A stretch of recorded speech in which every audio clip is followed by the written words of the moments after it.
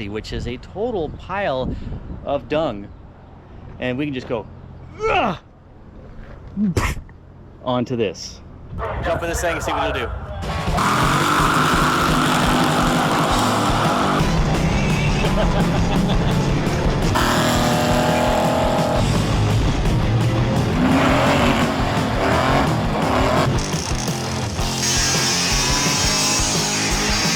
Ready to rock this, bro? Oh, hell yeah.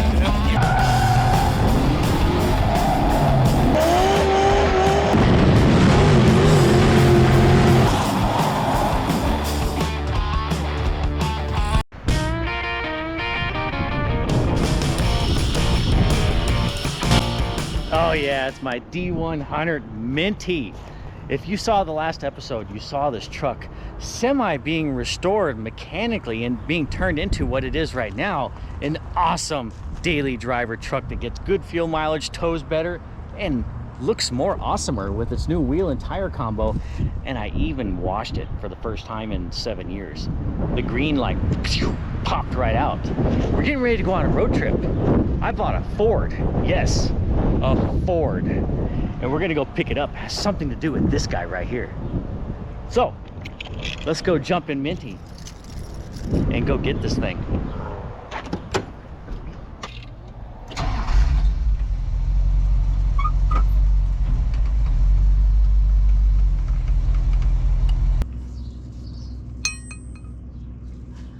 Well, we're under Minty again.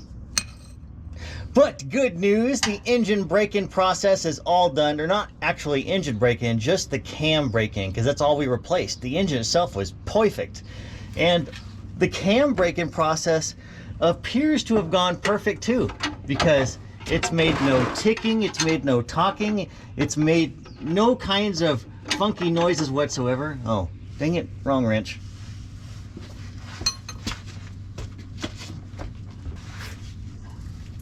There, this is the correct size wrench. So like I was saying, everything appears to have gone smoothly. So I'm going to go ahead and change the oil, and I'm going to cut open the oil filter to make sure that there is no massive amounts of metals in the oil filter. There's going to be some, because it's a cam break-in. We just don't want to see mass quantities of destruction. So pull, drain the oil as I burn my hands because this oil's hot. Oh man, I spilt. Dumbass. Well, the oil looks promising from this angle. Now, if you guys don't have one of these and you're a car guy, you really should get one. It's just a simple tool that cuts open the top of the oil filter, so then you can pull the filtering element out, spread it open, and look at the condition of the engine. It's kind of like checking the blood on like a human body. You might be able to catch things wrong with it before catastrophe happens. Same thing with your oil filters. If you cut them open and you can see remnants of metals and bearings in there, that will tell you, oh crap, something's going wrong. I better fix it before it really F's up. So this is a long acre one, as you can see right there. Works really well, and they're not that expensive. So we're gonna go ahead and cut this filter open to see what's inside of it. This is right after the fresh cam break-in.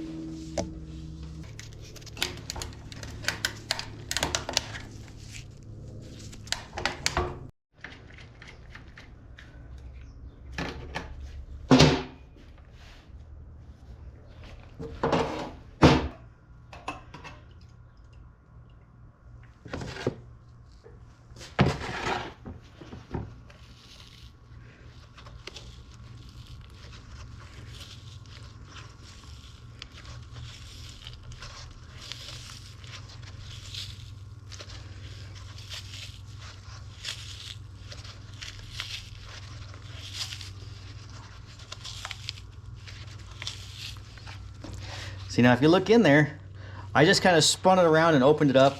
If there was something really wrong with this cam break-in, you would see it right away. There'd be all kinds of metal and bearing in there. But just quickly spreading it open and looking, there is nothing in there. So I'm going to say we are all good. to go ahead and put new oil in it. Man, this thing is still hot. And continue on enjoying this melting camshaft. See, another thing you can do is just kind of pour out the oil and look at the bottom of the filter. And that's pretty clean in there. That's like normal break-in specs. Nothing to worry about. That cam break-in process went perfect, which is, that's good news for all of us flat tappet cam guys, because for a while flat tappet cams was like a ticking time bomb. You didn't know if you got a dud or if it was gonna poof.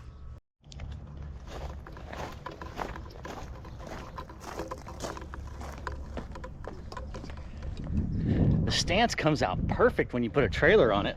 Look at that.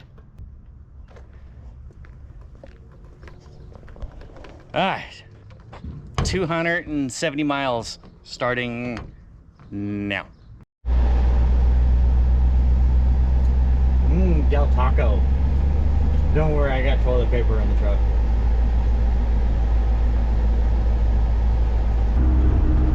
Tell you what, so far, this thing feels way peppier with a trailer on it than the truck did without a trailer before.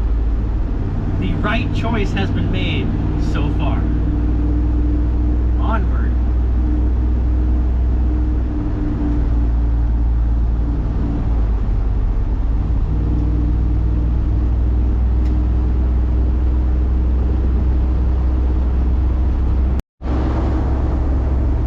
Doesn't it always seem like you fight a hell of a headwind to get where you're going, but then damn sure well on the way back that wind is gone and you get no help on the way back?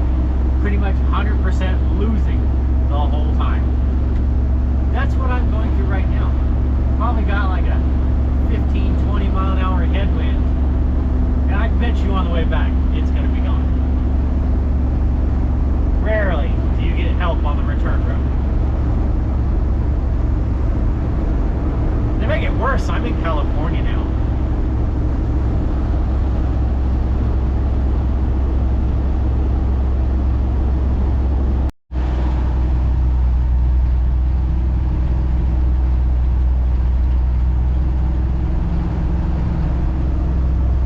That's already like 5-6 miles of backed up traffic on the return road to Las Vegas. Guess what the cause is? A semi hauling lithium batteries burned to the ground. That's probably like the 7th one I know of from California to Las Vegas that has done that. I sure hope that's cleared up by the time I am on my way back. This has got to be backed up like 10 miles.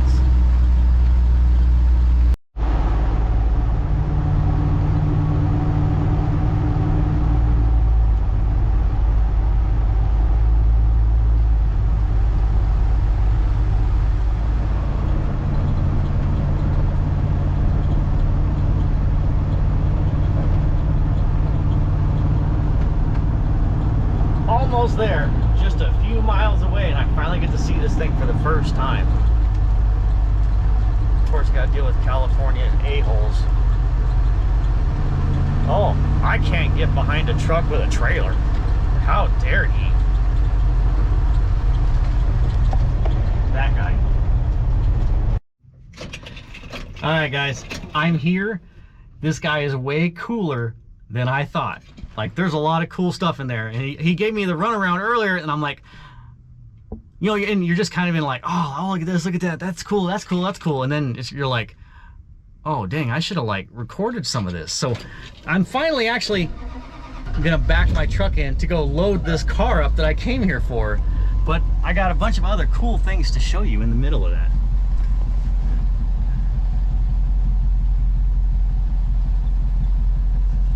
By the way, Minty was awesome and got great fuel mileages.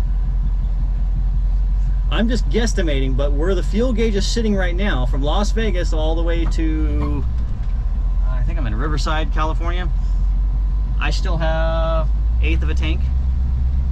And for a 1974 carbureted old pick-em-up truck pulling, you know, an empty trailer, That's pretty freaking cool.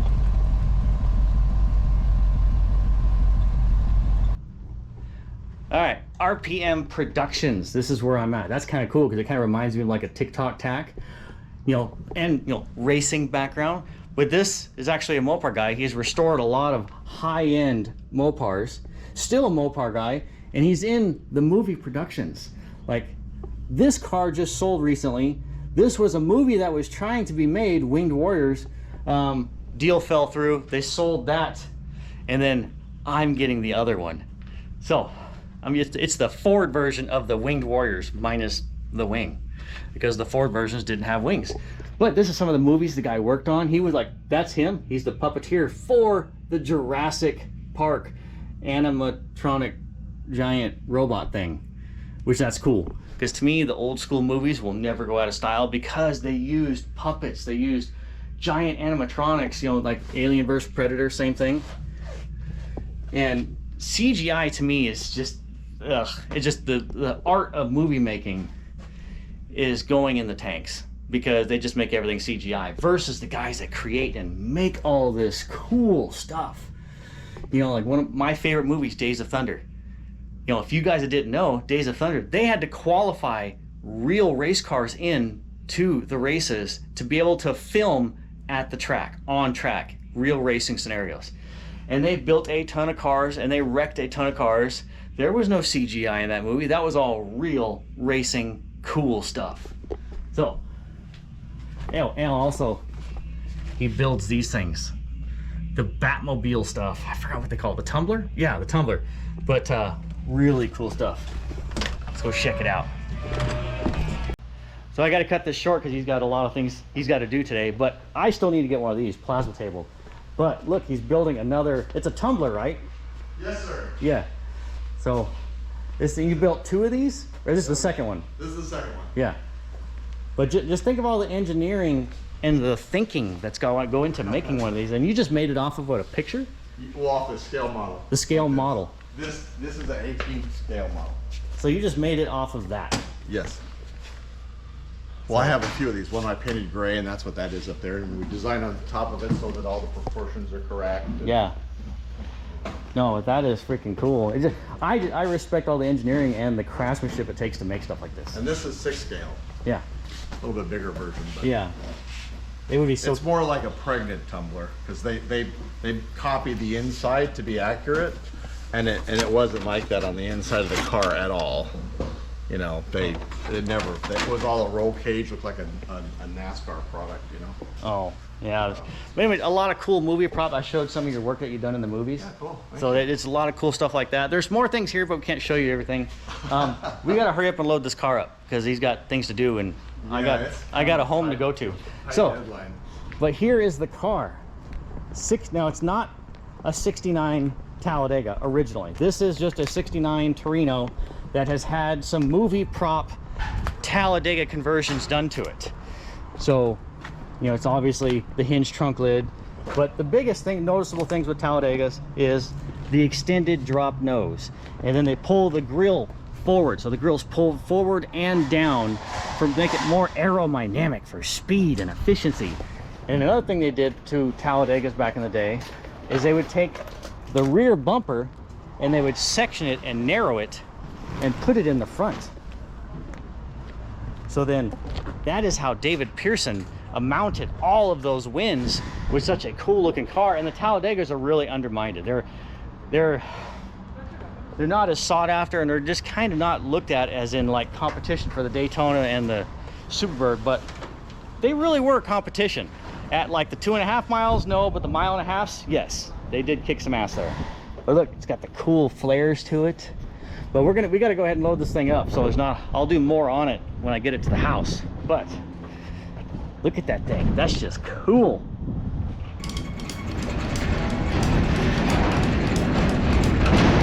I think I need to back it on. Oh, here.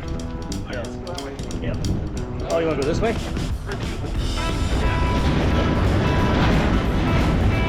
Whatever you want to do. Whatever you want.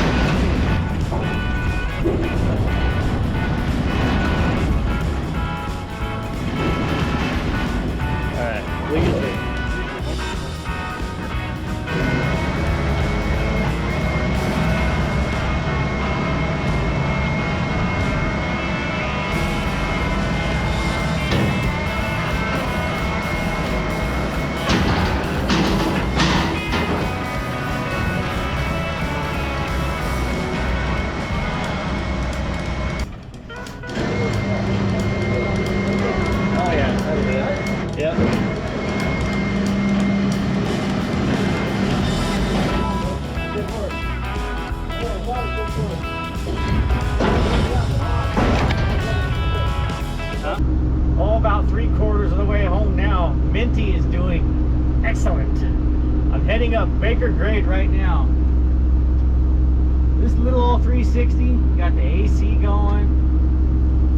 You know, it's about 95 to 100 degrees outside.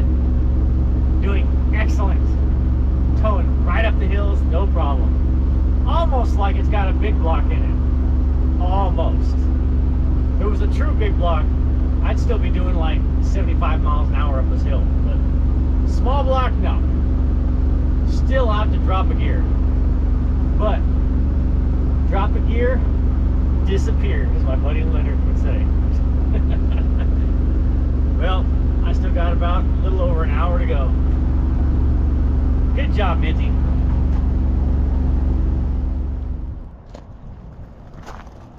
Yep, Minty did amazing. If you notice, there is no trailer. We're already back home. Trailer's in the backyard with that Torino still on it. We had to play some musical cars yesterday, get her all loaded up, and yesterday didn't quite turn out like I was hoping. I mean, when we got there,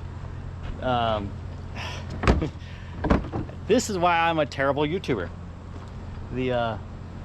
I get there, I'm just, you know, in the moment, I'm like, oh, this is cool, that's cool. You get to talking to the guy, sharing stories, and then it's, after we're done bullshitting for an hour, it's like, hey, you know, I gotta be somewhere in like, you know, like an hour. I was like, you want to load this thing up? And I'm like, oh shit, I didn't record anything. It's about time we actually started getting the car loaded, which it was actually kind of a pain in the ass to get it loaded, which I'll tell you why here in a second. But didn't record a whole lot. There was a real 69 Daytona there, but I was asked not to film anything on it, so, you know, respect it, don't do it. Anyways, the car, bam, 69 Torino Talladega clone. Yes, there's supposed to be a home in a movie rear spoiler right there, but this is such a bitchin' looking car. Oh, and guess what? Yeah, check this out. This is why I like the Torino Talladega. Check out that nose. That is just cool. With that flared fender, you got the aerodynamics of the nose. And those that don't know, see, regular Torinos, they didn't do this number. They went straight out, and it was like a Charger grill. All that air just bam gets trapped into the grill, recessed grill, and all into the sides. And just the 68 Torino, 69 Torino were totally not aerodynamic in the front end. And so Ford got wind that you know, Dodge had come forward and made a 69 Charger 500, which, for those that don't know, what they did is they took a 68 Coronet grill and they flush mounted it to, they removed the Charger grill, which is recessed. So when you have a recessed grill, all the air hits that, and it's like a mini parachute in the front of the car. Just picture a recessed grill, just a mini parachute. And there's guys on YouTube that can go more in depth on this. I'm just trying to sum it all up for you guys. And so instead of getting that parachute on the front end, if you make it flush, then the air just goes like that. Well, actually, really, it goes boom, and then kind of over the roof and down.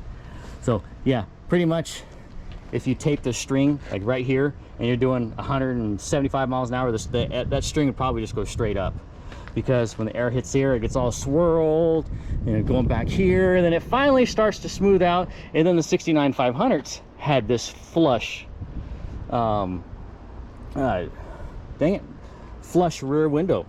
So they got rid of the recessed back glass, because what it did is you got all this swirling, and then, oh shit, the air is getting pulled back into the recessed glass. So now with this smoothed out back glass, it's just and out the back of the car. So that was what the Charger 500 did to try and make themselves more competitive against the Torino, because the 68 Torino didn't have this. All it had was, look at this, the fastback. So yes, they had the shitty front end, but it made up for it with the fastback. Chargers in 1968 did not have a fastback. They did not have a flush grill. So when Dodge showed up with the 69 500 with the flush grill, Ford was like, okay, I see your move, checkmate. What they did is they took their Torino grill, they pushed it forward and dropped it down. So that's how much they extended the grill forward, and they dropped it down. So I think they pushed it forward 6 inches and down 3. Don't quote me on that. I think that's what it was, but I'm not quite sure. I'll have to dig more into it. But you can see that it did create an aerodynamic front end. But wait, there's more. So chin spoilers were kind of frowned upon in NASCAR. You know, that would be that chin spoiler that goes under the bumper, which I'll show you a chin spoiler over here that I made for Daisy. So that would be a chin spoiler. That keeps air from going under the car, and it kind of forces the air to go over it instead. Now, since that was kind of frowned upon, Ford was like, how can we resolve that issue? Ding, light bulb goes off. They take the rear bumper off the Torino. They're like, hey, this bumper is pretty flat, it's pretty wide. What if we took a rear bumper like that and we put it on the front of our car? We'll just section it to narrow it up a little bit to match the fender width. And that's what they did. They then had sectioned a rear fender, narrowed it. So now they have a bumper that, look at that, it is flush. See, that would be flush with the ground. So then when it's on track, all slammed out and in race mode, wedged out and looking cool, all the air, well, I would say all air, but more air is forced to go over the car. See, because a regular Charger, it has a front valence. See, it's a swooped valence, which basically is just like inviting air to go under the car and then go airborne, like the Dukes of Hazzard, go airborne. So yes, the Chargers in NASCAR before the Daytona and the 500, well, the 500 did get a chin spoiler.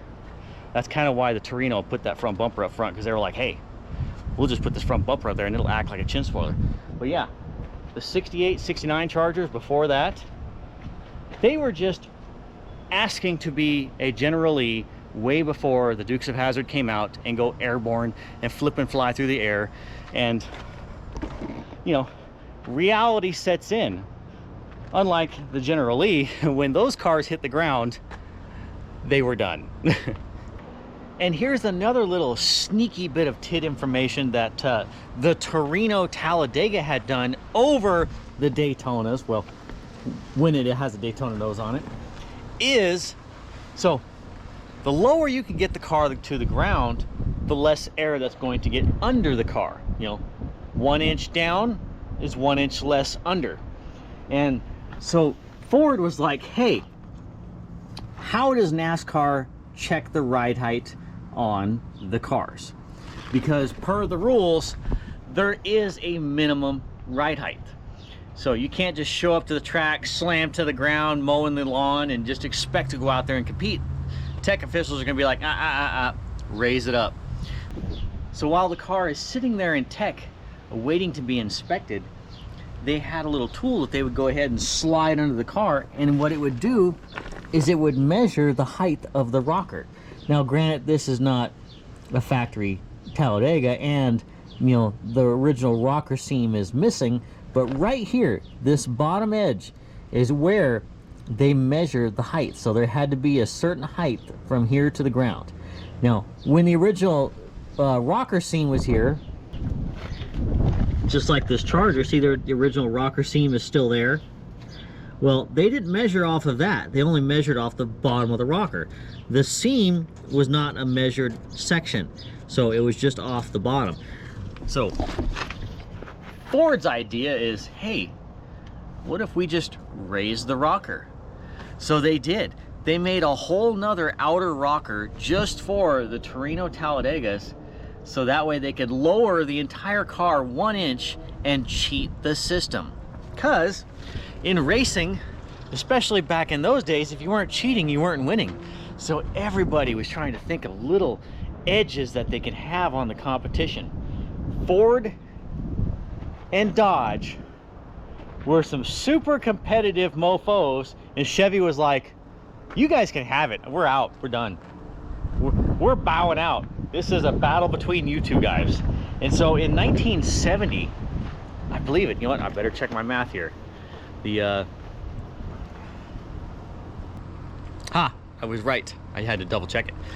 But in 1970, GM won no NASCAR races. It was only Ford and Dodge. And in 1969 and 1968, the Torino wiped the floor of the Dodges until the Daytona came out. But the Daytona didn't come out until mid-year 69. Now, once the Daytona came out, game changer, those roles were reversed. Dodge wiped the floor of the Torino.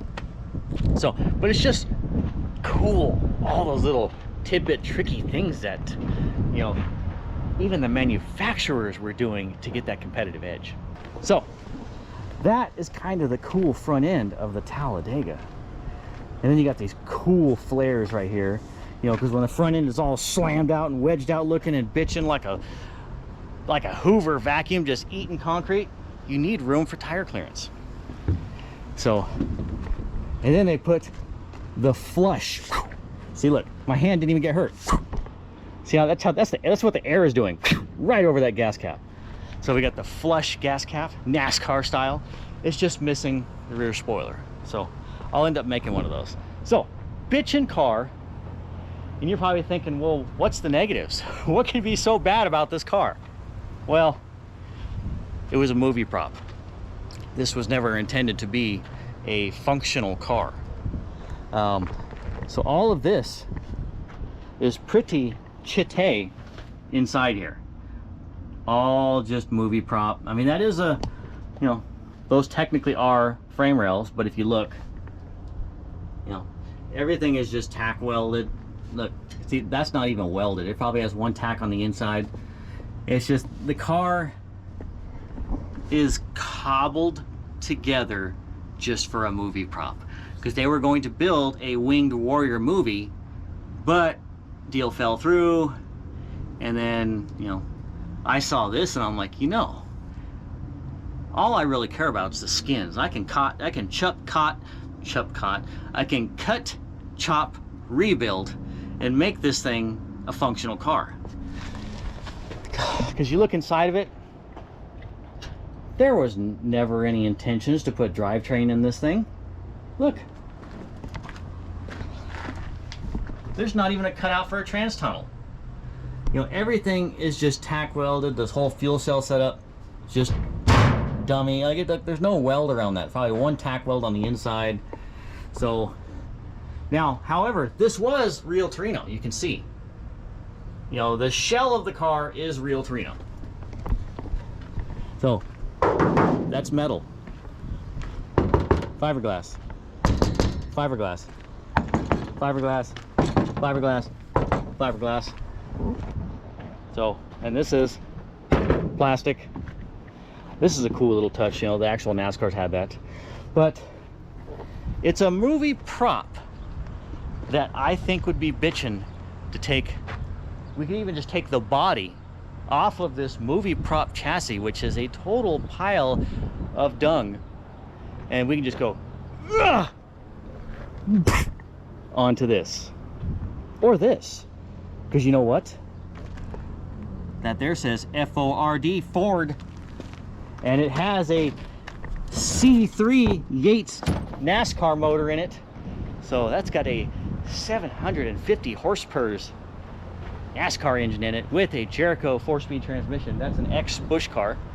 So that is my dilemma right now. Do I try and make sense of what they cobbled together here, which is just, or do I just cut this off and plop it onto something that's already a functional chassis? Thoughts? That's where I'm at. Oh yeah, and this will be Daytona, I promise. Look, I'll even give you a teaser. So, I wanted a Daytona nose. I made one. Kaplow! Look at that right there. That there be a Daytona nose. Only problem with it, it's too heavy. So I'm thinking about making some carbon fiber noses, and I've never done, dang it, don't want to mess up my NASCAR hat. I've never made carbon fiber before, so it's going to be a feat. The guy that I have got, I have a fiberglass Daytona nose that I used to make templates for that. So the guy that I got the Daytona fiberglass nose from, he has the mold that nose was made from. And so we'd struck a deal, and I'm like, you know what? I want to make carbon fiber Daytona noses, so that way they're super lightweight. Like that steel nose, I made it out of 22 gauge. When normally I think they were made out of 20 or 9, no, they might even be 19 gauge. So the original noses might have been 19 gauge. I made mine out of 22 gauge, and it still weighed 20 pounds. So, and it took a long time to make it. And for racing, I'm thinking carbon fiber, because if it gets wadded up, hell, I just spend another 2 days to make another one instead of a week. So that's where I'm at right there. I like my bitchin' Torino, and I can't wait to have that poof against the Daytona. Yeah, it's gonna be super cool. Get my nose on there. Yeah, my nose, my wing. I already got the rear plug. That was the hard part. That was the hard part. Actually, you know what? I lied. That nose was pretty freaking hard to make too. But, oh, did I leave it on? Oh, no, it's off. Okay. Lots of dreams, lots of plans. Just need a little bit more time. But in the middle of all of that, I still need to get this guy done. This is fully functional racing car. These two will be race cars, but conservative, because we don't really want to wad them up. This is full-blown race car. Mopar, Duster, A-body. All right, you guys. Well, that sums up my, see, one other thing too. You'll notice all that wood on top of my ramp right there. That's because, remember how I was saying everything was just tack welded? I could literally flex out the freaking caster that is like tack welded to this rear clip. And by rear clip, I mean, look, see any welds on that shit?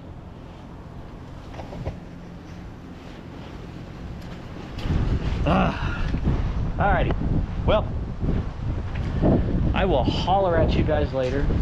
Everything went great. Got the car loaded. I mean, Minty did amazing, but I got a race car to build. I'll see you guys later. I'm going back into ACs.